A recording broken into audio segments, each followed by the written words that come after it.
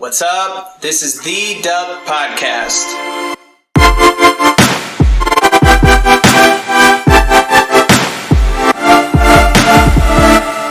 Welcome to episode 2. My name is Floyd. What up? It's Garcia. It's Pixie here. And it's Pre-Jack. And today we are going to be talking about our first socially distanced rave back since lockdown.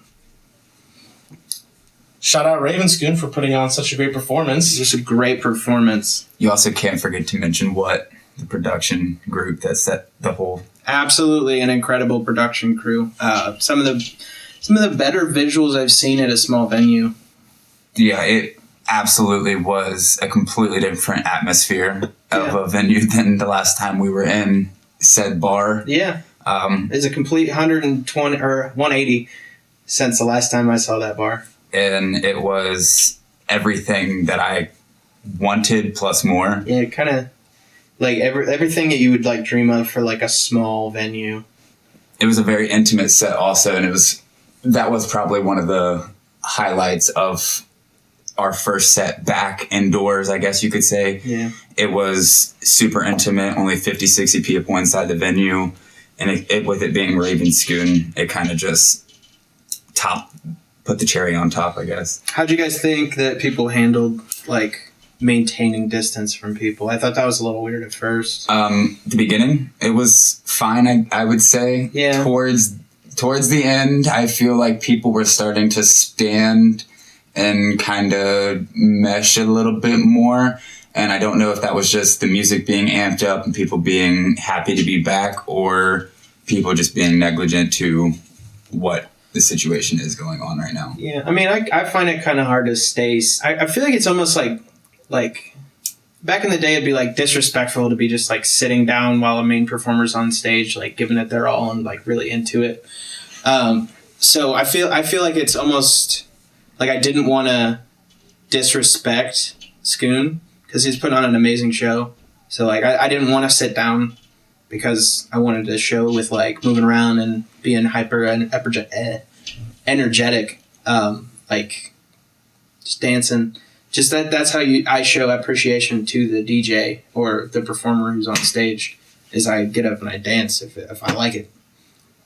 I mean, I don't think it's like disrespectful to sit during a set because I mean, I'm a person that... I was going to say, this coming from somebody who sits all the time at shows. I love to go to the back and chill for a moment, watch the visuals, really take in the entire experience. And when I'm dancing, I can't necessarily see all the visuals for their entirety because, I mean, my head's going up and down headbanging and I'm kind of just bee-boo bopping around, probably spinning in some circles here and there. Yeah. So I can't get the visuals for really what they are as a whole. So, I mean, the sitting part was definitely weird. And I think the chairs took up a lot of the dancing space that we were limited to and to begin with. So I think maybe less chairs, but I could see why they had the chairs to keep people away from going to the front kind of as they did at the end. See, I kind of agree with what Pre-Jack had to say about the whole disrespect thing, because that to me is also one of the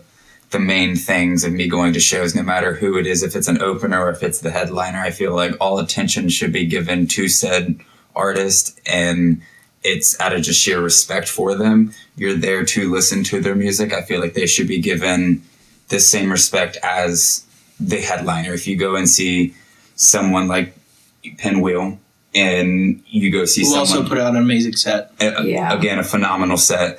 Or you go see someone like X, you should give them both the same attention and same kind of open mindset going into each production. But do you think sitting down do you think sitting down means that you're not giving it your full attention? No, I think resting is a different situation different situation rather than sitting and potentially people being on their phones, sitting there talking, which was a lot of the venue. And I understand that it was the first show back for probably a lot of the people and, you know, regrouping with friends you haven't seen in a couple months. So I understand the whole wanting to talk. But at the same time, if you're talking, odds are you're probably not really listening to the music. and you might miss something you might thoroughly enjoy and never go see that artist again, or the artist up there playing might not feel as if he's putting on a good show when in reality he is. You're just not paying attention. Yeah, I feel like the biggest part of that was the fact that, like you said, it's the first show back, and everybody just kind of missed going to shows, meeting new people, because that's a big part of the community, is kind of mingling with people, meeting new people, and just kind of getting along with people you've never met before. So I feel like towards the middle part of the show to the end, that's when you started to see a lot of tables getting emptied out and people started congregating towards the middle and just kind of having a really good time.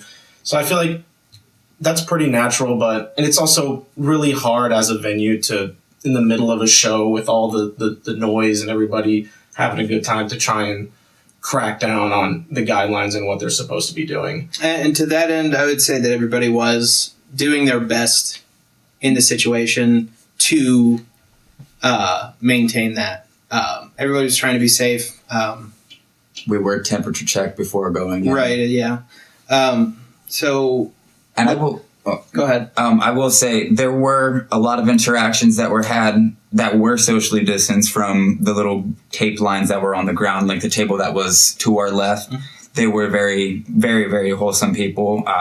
We had numerous interactions with them, but they weren't up close and personal. We didn't trade candy or anything like that. But there were a lot of conversations that were held, across the room, so to speak.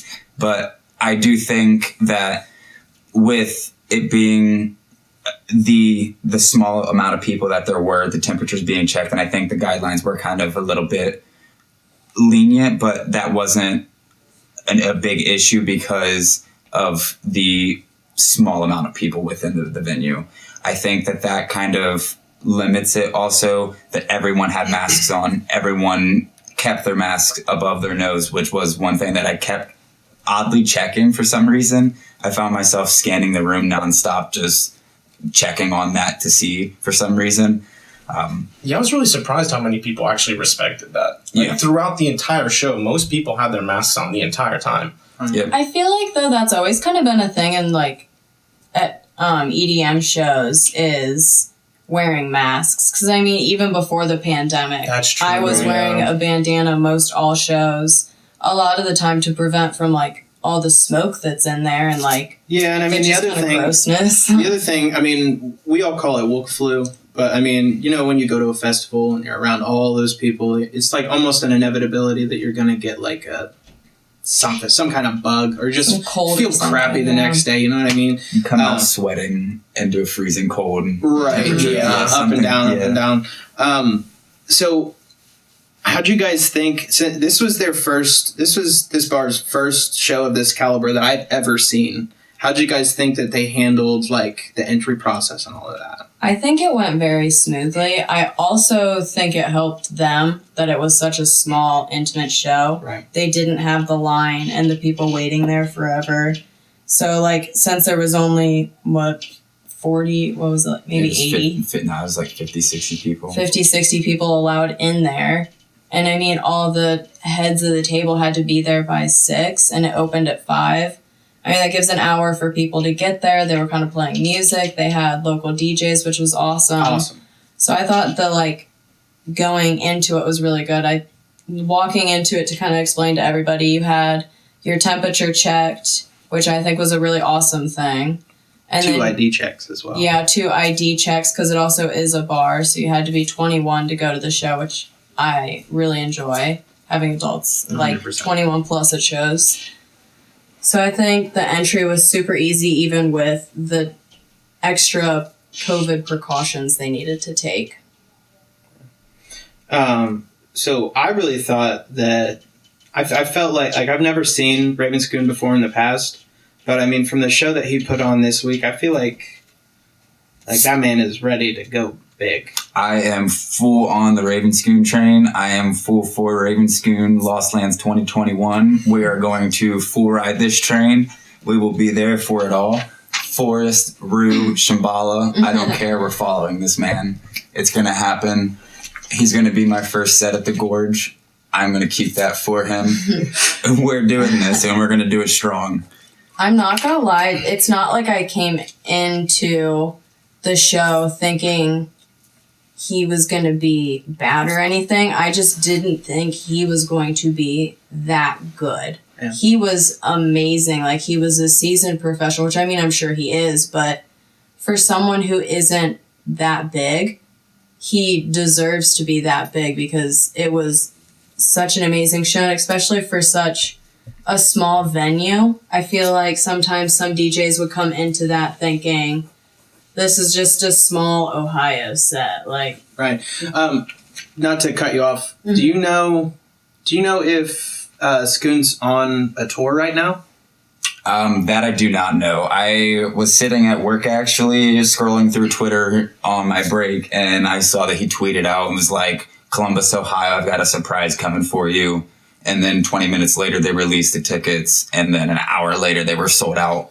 See, that would lead me to think no, because I mean the amount of energy that man brought to his set this week, it seems like this was like it felt like it had been a minute because he went he blasted through his time limit. there was Right. nothing half-assed about that. So it was all full And heavy stuff. we were told that it was going to be ending at 10, ended at 10:45, so it's additional 45 minutes. Right, he essentially paid a 2-hour set Right. for us. And I don't know if that was just a miscommunication on our end from our source, but if it was, I'm fine with it. And if it wasn't, I'm also fine with it either way. Absolutely. Yeah, no complaints at all from that set. It was incredible. And then he came out swinging with that War of Pigs intro. Oh, yeah, Oh my dude. God. That really set the Hell stage yeah. for his Oh, whole yeah. set. Hell yeah. I mean, and I wasn't expecting him to blow it out like that at such a small venue, too, because that was like, I would expect to see that kind of like show production. Like, when I say that, I mean like how he put together his set at like big venues, like Black Witches when they're masses, like, and like that was just that like reminded me of my first like real show was Metallica, and they started off like with the bells, and like that feeling was the same at this small like how many people? It was like maybe 50 people in this, and it felt the same. Like the energy just like rose like crazy at that. Did anybody leave? So, to kind of explain this question to everybody else, the venue had an indoor section that we were in, and then they also sold tickets because the indoor part sold out so quick, like probably within 2-3 hours. And then they had tickets for the outdoor section, but like you couldn't see necessarily inside and him playing. Right. Did you guys see anybody outside? Well, from what I understand, that there are LCD displays downstairs as well. Oh, were they showing it downstairs? That's what Garcia was telling me. Yeah. I also do not know the answer to that question. I would assume there was probably somebody because we did see the guy with his massive dreads sitting out at the bus stop getting down to it. But I mean, he was completely outside of the bar itself, even the outside aspect of the bar. He was like outside on the curb dancing, getting down to his own self. But I think it would be a good question to ask Nat because I mean, Nat went out there a lot. Yeah. I'm also, just to like branch off from this, I'm really excited that another bar is picking up on the massive scene that this is, because our scene is huge. Like, there's no reason for there not to be an EDM like centered bar in our state. Right, and especially to touch base and to go back to our first episode, the bringing new people into the scene. Absolutely. I think that is a phenomenal way to do it, especially with bringing people in like Raven, Scoon, and I mean, that was the only person who we have to put on that list as of now, but we'll see who they bring in the future. But, you know, whoever they might bring, I think having, you know, random college kids underneath at the bar listening to the mixing going on upstairs, they might fall in love with it, ask the bartender who it is, go home, and then boom, there you go, you've got another fan. Like, I think that's a phenomenal idea on their end, and I'm shocked it took this long to kind of get into it. Well, there have been smaller bars, like Space Camp. Space Camp does a lot of, I can't remember what the actual bar's name is, but there's like once or twice a week thing that went on before the pandemic. That was called Space Camp. I think they've done a couple shows afterwards as well. But is it campus? I'm I'm about to say. I feel like it's closer. It's farther away a little bit. It's short north. Because the one that I know of was over by my dad's house on the west side, and that's where they all. That's where Maybe it bounces Band around. System I know playing. it was in another big city here as well. Yeah, but it's just really exciting to see that because just like Garcia was saying, it's introducing like such a wide audience to this music that we all love so much. And I would love to start pulling these college kids away from the rap scene or listening to the rap music that, was mixed and not all about just the nastiness that it Well, is. I mean, he did play a WAP remix at the very end of the set, which I want to say is absolute Insane. fire. No, that's woman empowerment right there, and I stand firm on that. Cardi B, Megan Thee Stallion, you keep doing what you're doing because it's right. I don't know because not even to downplay all the rap because he did play a lot of rap music, but then again, like it's not The scene that comes with it. right. It's not the drugs, the sex, money, and getting as messed up as you possibly can, and that's what most rap music is nowadays, unfortunately. And I grew up listening to a lot of rap music, and when there is a lyrical artist that comes around, I am the first person to say I hop on that train also because someone that can spit bar for bar, I'm fine with listening to, but when it's just screaming into the mic about nonsense, that's where it turns me away. Shout out who you want to shout out, Garcia. How did we feel about that Kendrick mix early on in the set? That was not Scoon. I just want to say that. No. It was a little rough. I think it was Pinwheel. It was Pinwheel? I think it was Pinwheel. However, that was really the only bump in the road for Pinwheel's set that I would say. Not to discredit Pinwheel at all. He put on a great show. But like, how was the Lil Wayne song? Guys, now slapped when Scoon played it. There's a big argument between the group. We're split 2 and 2. Pixie We're and not. Garcia are Lil Wayne. Pre-Jack and Floyd are Eminem, unfortunately. No. What you need to understand is I don't discredit Lil Wayne. And I just don't thinks either. Eminem I is like better. Lil Wayne. You guys just think Eminem is better, which I will is such say- a wrong opinion. I will say I believe that Eminem is a better lyricist than Lil Wayne. No, I will say absolutely it's You not. can fight me tooth and nail in this, and I that's will. fine. You know why? Because we can still be friends and disagree, y'all. It's okay. This is why we agree on wubs and not lyrics. Yeah, we don't. We usually steer away from rap every time it comes up. Although I have been listening to a lot of Juice WRLD, R.I.P. Lately. I unfortunately hopped on that train too late. But I'm going to be interested to see if this venue or if all venues that have socially distant raves do it as selling tickets in the table, like as a complete table and not individual. To be honest with you, I actually kind of liked the fact that we had a table to put all our stuff at. I did too. See, and I agree. And to go back onto my term and what I was talking to you about at the show when you said that I was just tripping too hard. No, I stand firm on if the same 8 people bought those tickets for the same 64 people that were in that venue, you know what? I think we could have a little Columbus, little tight-knit group going, and it would be phenomenal. I don't care who, see, in like the sub out certain people here and there, I completely understand, and I'm open, and I know that kind of cuts off everybody from joining into the group and community, but in the same terms, I think that'd be a phenomenal thought and idea. I think it would be good for like smaller things, but like again, that cuts off a lot of different people and especially introducing new people. Although we did bring a new person along this time with the Ray fam, and Bringing it was it a back, great that is time. true. Bringing it two. Two. Oh my gosh, I forgot. Oh, we yeah. did bring another, yes. Wow. So we brought 2 people to their first shows. And Just a little asterisk on the first show. I know that our friend had brought another friend who had been to a show before.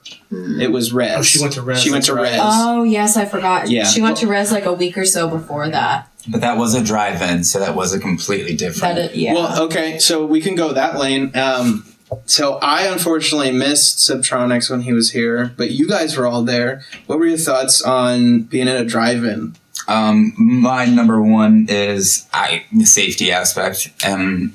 that was just, we had an incident, and I'm turned away from drive-ins now wholeheartedly. I don't think I would have the desire to go to another one. I don't truly see myself at another one. Well, I feel like you need to expand on that and say why. So Pixie was fripping around at our car site, and she was having a good time. We're all standing there, and 2 people outside of our group come over. And I kind of got the hairs on the back of my neck kind of stood up, and I kind of got bad vibes from them. And that's not something that I am very used to getting at these shows. I am the most open person when it comes to meeting new people at these shows, but something was just off about it from the start. Even our friend's boyfriend commented on it to me midway through the interaction that we had with them. And that also kind of solidified it for me. We were standing there. They come over. It was a guy and a girl, and they tried to kind of isolate Pixie and kind of like almost push her away from our group almost. And every time I'd kind of get in the mix and kind of stop and kind of interact with it also to kind of diffuse the situation, it kind of dissolve for a second. They'd go away and then come right back and kind of cut her off from the group again. There were no rave indicators on their clothing. There were no masks on either person. It was required to have a mask to get in. They did not know what the VIP section was, and we had the VIP side, admission passes, and it was just all over a very unnerving feeling. Yeah, I can't really explain it, but that's just kind of the general vibe I just got from that entire show. Like, there was just a lot of weird people that I'm not accustomed to seeing at raves just kind of wandering around throughout the entire show. And I saw a lot of people who were just acting really bizarre. Like, a lot of them seemed way too fucked up or way too out of their minds to really be wandering around. And I don't think there was really any control over how people were acting. Like, the guidelines weren't really respected. A lot of the security and people walking around didn't really do their jobs, I'd say. It was more of like for intimidation.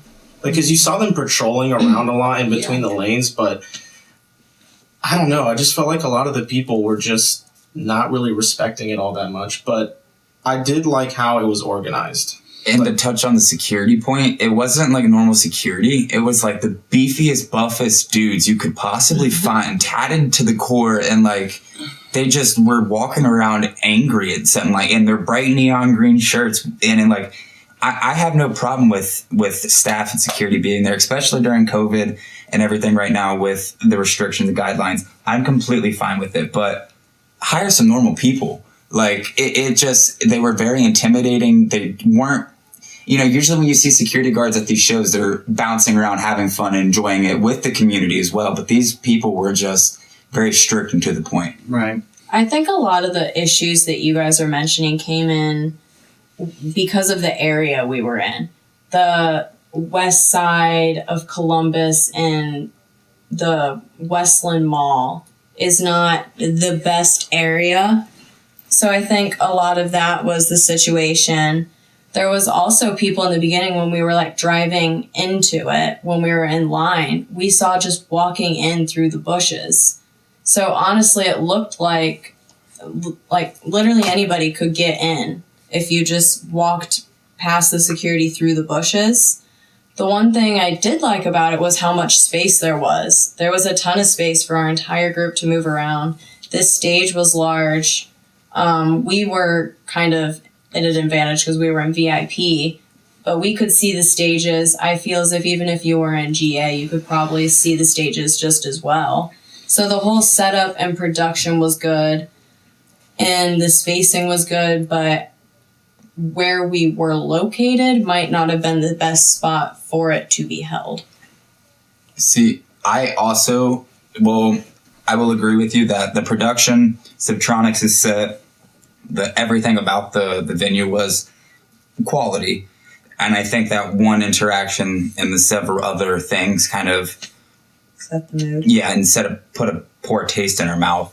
I grew up on the west side of Columbus, so I don't necessarily see it as bad or negative as you might. So I tend to disagree when it comes to that statement. But especially in the Westland Mall, because I think that's one of the nicer parts of the West Side. Right next to the casino.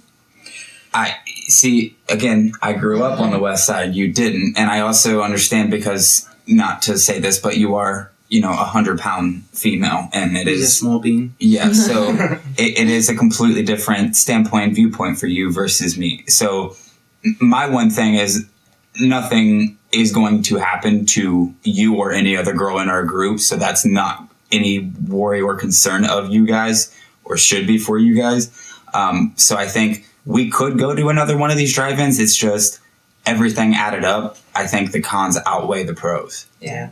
I think, and this is coming from somebody who didn't go to the show, but I wasn't too keen on going in the first place, just because of the aspect of, it shows like folks like doing drugs. Let's just say it. And those people, like, it'd be hard for those people to find someone who's going to be a designated DD. And I don't 100% trust folks to, like, stay sober. I agree. Exactly. I'll just straight up say it. Mm-hmm. And the fact is, at normal shows, you can get, like, a Uber home, right? So Right. everybody can do whatever they want. Yeah. And people are used to that. But at these kind of shows, you have the car is where you're doing your Literally rave. have to drive. So someone has to drive that car home. So that was really my main deterrent from this. But moving to more of a positive note, you guys said that the production of that show was absolutely incredible. Oh yeah, It the was sound. really good. Yeah, the sound quality was balls to the wall. I'm sorry to put it that way, but like, and I know we might have had a bit of a more, Advantage. because we were VIP, but everything, even the stage, the side stages with the visuals being broadcasted on were quality, like streaming, like the quality of it was phenomenal. Also, it was very crisp, meshing between the visuals, and Subtronics himself was very, very cool. I also like the fact that, the Jeep behind us had him playing through his speakers. I will say it was a little bit delayed, so it kind of made a little bit parts of it a little bit weird. But besides that, I think it was a cool feature for them to add. Mm-hmm. I mean, I like the idea of drive-ins. I'd probably go to another one like that, but I'm probably in the near future gearing myself more towards little, small, intimate bar venue type shows. Like, that was way more enjoyable for me, in my opinion. Waiting with bated breath for another one to be announced. Right. Just to touch base back on to the point of the exiting the drive-ins, when we were leaving, actually, it was chaotic as all get out. Mm-hmm. And it was one of the first things that I had said to the group leaving. I am a firm believer on there should be a checkpoint to make sure that every single person there does have a DD. Because like you said, pre-Jack, that I don't trust people either. We've been in this community long enough, and it doesn't even take you much experience to know how the willpower of this community is. Everybody does party favors. Right. Most people, not everyone, I apologize. But, we were lucky enough to have a DD, and I'm sure there were most groups out there that do have it. It only takes one. Right, and that's the one thing that it is. It takes one person from this community to lose their life, and that sets the tone for everybody. Right. And it's heartbreaking to think that way. And just to bring things to a close, we want everybody to be safe. I know we talked a lot about drugs our first episode. I just want to hammer home the point that you guys need, if you're going to be doing these kinds of things, you need to test your stuff. Absolutely. And, just use your brain. Be safe. Don't trust anyone you don't know. You really do not know. Even people you do know. Yeah. I mean, just make sure you always test your stuff. And don't push yourself for the sake of others. Yep.